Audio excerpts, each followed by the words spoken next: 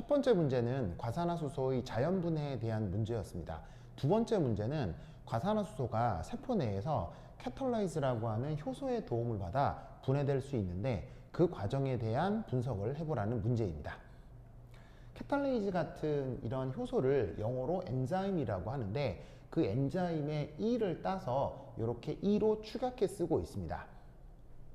그러면 이 캐탈라이즈가 어떻게 이 과산화수소를 분해하는지 그 반응 메커니즘을 한번 살펴보도록 하죠. 문제에서는 두 단계로 제시하고 있습니다. 그래서 효소가 과산화수소랑 결합을 해서 물이 만들어지고 산소와 효소가 결합된 형태의 화합물이 하나가 만들어지고요. 자, 이 녀석이 다시 과산화수소랑 반응을 한 다음에 원래 효소로 돌아오고 물이 되고 그 다음에 드디어 생성물 산소가 만들어집니다. 그리고 각 단계의 속도 상수를 각각 K1, K2라고 했고 구체적으로 값도 제시하고 있습니다.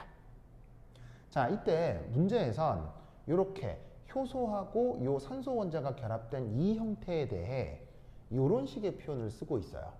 이것이 만들어지고 생성되는 반응의 속도가 거의 비슷해서 반응 처음부터 끝까지 완결될 때까지 이 녀석의 농도가 거의 일정하게 진행된다는 내용이 나와 있습니다.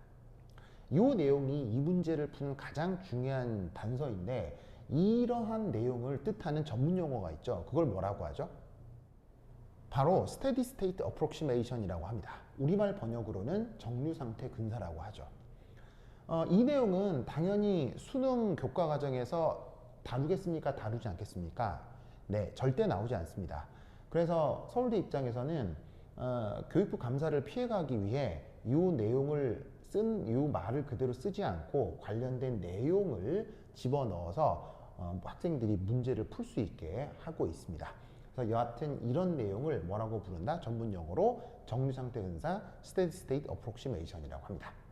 그래서 이런 제한 조건에서 과산화수소의 농도가 요렇고 그 다음에 처음에 넣어준 이 캐탈라이즈의 농도가 요렇고 그럴 때 이렇게 효소와 산소가 결합된 요 물질의 농도가 어떻게 될지를 계산해보고 그 다음 최종적으로 만들어지는 생성물인 요 산소 요 놈의 활성 속도가 어떻게 되는지를 구해보라는 문제입니다. 자, 그래서 우선 첫 번째 문제에서 언급하고 있는 이 정류상태 근사를 써먹어 봐야 되겠죠. 그래서 그 대상인 EO, 자, 이 녀석의 시간당 농도 변화를 살펴보도록 하겠습니다. 자, 지금 문제에선 그냥 효소와 산소가 결합된 형태라고만 하고 있지만 실제로 요런 종류의 물질을 뜻하는 전문 용어가 있죠. 뭡니까? 바로 리액션 인터미디에이트, 우리말 번역 반응 중간차라고 하죠. 자, 이 반응 중간차의 의미는 뭡니까? 크게 두 가지를 생각해 주시면 되는데 바로 반응물이 아니고 생성물도 아닙니다.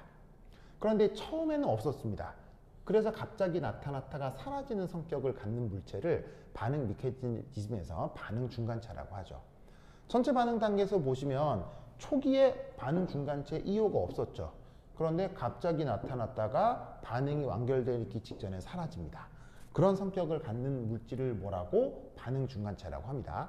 반응 메커니즘을 연구하는 교수들에게서는 이 반응 중간체의 개념이 굉장히 중요하기 때문에 이것이 무엇이냐에 대한 질문을 교수들이 언제나 할 수 있으므로 이 내용은 반드시 숙지하기 바랍니다. 그러면 지금 문제의 반응 중간체인 이 EO의 시간당 농도 변화율을 한번 알아보도록 하겠습니다. 자, 이 녀석은 보시다시피 첫 번째 단계에서 만들어지고 있죠. 만들어지는 것을 반응 속도의 플러스 부호로 표현해 주시면 되겠습니다.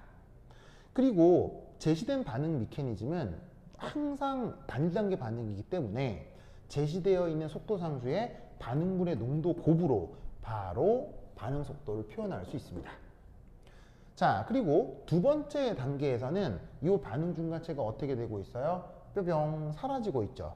사라져서 없어질 때는 그 속도 부분에 마이너스 표시를 해주시면 되겠습니다. 역시나 속도 상수에다가 각 반응물의 농도 곱으로 표현을 합니다. 자, 앞서 이런 가정을 정류상태 근사라고 했죠. 해당 중간체가 만들어지는 속도와 소멸되는 속도가 거의 비슷해서 그 반응 중간체의 농도가 반응 전체에서 계속 일정하게 유지된다 라고 했는데, 그 컨셉을 뭐라고 불렀어요? 정류상태 근사라고 했죠. 그러면 여기에 나와 있는 요 생성 속도와 소멸 속도가 비슷해서 요 시간당 반응 중간체의 농도 변화율은 뭐로 근사적으로 생각할 수 있겠습니까? 0으로 근사적으로 생각할 수가 있겠죠. 이게 바로 저기서 언급하고 있는 정류상태 근사입니다. 그러면 이 문제에서 제시하고 있는 정류상태 근사를 활용을 하면 바로 어떻게 된다? 효소의 농도와 효소의 산소가 결합된 농도의 비를 이런 식으로 알아낼 수가 있겠죠. 뭐 간단한 곱하기 나누기로 충분히 표현을 해볼 수가 있겠습니다. 자, 그리고 나서 여기서 질량 보존을 한번 생각을 해볼 텐데요. 질량 보존이라니? 자, 반응을 위해서 처음에 캐탈레이즈라고 하는 효소를 첨가했을 거 아니에요. 그래서 여기에 있는 이 재료가 바로 그 캐탈레이즈의 초기 농도입니다. 그런데 그 캐탈레이즈가 반응 시스템으로 들어와서 어떻게 될 가능성이 있어요? 아무것도 안 하고 그냥 그대로 있을 수도 있겠죠. 그런데 또 어떤 가능성이 있습니까? 이런 식으로다가 반응물이랑 반응을 해서 반응 중간체가 될 수도 있겠죠. 그러니까 개념적으로 그 시스템으로 들어온 효소가 아무것도 안 하고 그대로 있을 수도 있고, 그 녀석이 반응 중간체를 만들 수도 있고, 다른 경우에서는 지금 제시된 문제에서는 다른 게 없잖아요.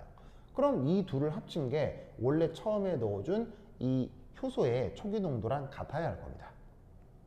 자, 이때 여기에 있는 이 반응 중간체, 그 녀석 표현이 어디에 있습니까? 여기에 있지요. 그럼 보시다시피 이 자연스럽게 홀로 존재하는 효소는 이 부분이니까 여기 있는 이 효소를 짜잔 여기에 집어넣어 주시면 모든 관계식을 반응 중간체 관점으로 바꾸어 낼 수가 있습니다. 그러면 이 녀석을 다시 정리를 하면 이 반응 중간체의 농도를 어떻게 초기 효소의 농도의 함수로 표현을 할 수가 있겠죠. 그럼 여기 K1, K2는 다 뭡니까? 저기 제시되어 있는 속도 상수죠? 나와 있잖아요. 10의 6승, 10의 8승. 그리고 문제에서 저 효소의 초기 농도가 얼마라고 되어 있습니까? 보시다시피 10의 마이너스 5승이라고 되어 있죠. 그러니까 여기에 있는 이 10의 마이너스 5승을 여기다가 짜잔 집어넣고 문제에서 제시하고 있는 속도 상수를 넣어주면 반응 내도로 계속 일정하게 유지되는 반응 중간체의 농도를 이런 식으로 표현을 할 수 있다, 이런 말이죠. 이때 여기서 한번 생각해 볼 게 있는데, 문제에서는 첫 번째 단계와 두 번째 단계의 속도 상수를 그냥 숫자만 제시하고 있습니다. 뭐를 빼먹고 있죠? 짜잔, 여기 단위를 빼먹고 있습니다. 그런데 반응 속도 상수는 원래 단위가 있는 물리량입니까? 없는 물리량입니까? 단위가 항상 나타나는 물리량이죠. 그래서 많은 연습 문제들에서 반응 속도 상수의 단위가 뭔지를 묻는 문제는 굉장히 자주 나오는 문제입니다. 그런데 제시되지 않았다는 얘기는 이 문제를 묻고 있는 교수 입장에서는 충분히 K1과 K2의 반응 속도 상수의 단위가 뭔지를 언제든 물을 준비가 돼 있다는 겁니다. 그러면 단위가 없어서 표시를 안 한 게 아니라 있지만 알려주기 싫어서, 그리고 그걸 묻기 위해서 단위가 표시되어 있지 않다라고 생각하셔야 됩니다.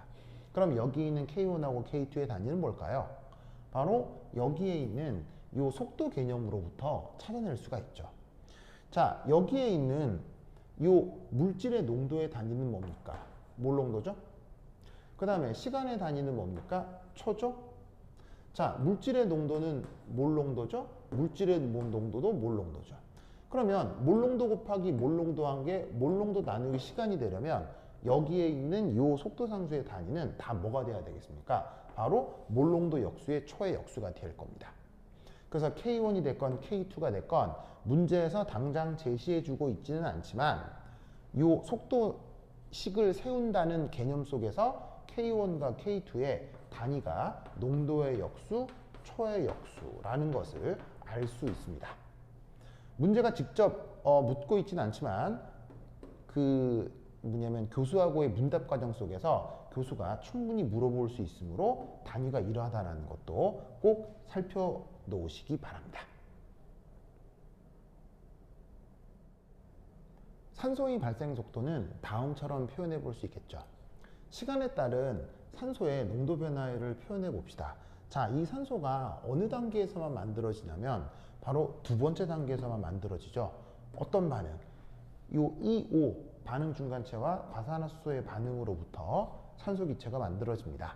그럼 그때의 속도 상수가 K2고요. 각각의 반응물 농도의 곱으로부터 산소가 만들어지는 반응 속도를 표현할 수 있습니다. 자, 이때 여기에 있는 반응 중간체인 EO가 어디에 있습니까? 여기 있잖아요. 그럼 여기에 있는 요 내용을 그대로 집어넣으면 일반적인 표현 효소의 농도와 과산화수소의 농도의 곱으로 단위시간당 산소의 농도 변화율을 표현할 수 있습니다. 자, 그리고 구체적인 값도 알 수 있는데 여기에 있는 K2는 그 값이 요거였죠? 10의 8승 문제 제시되어 있고요.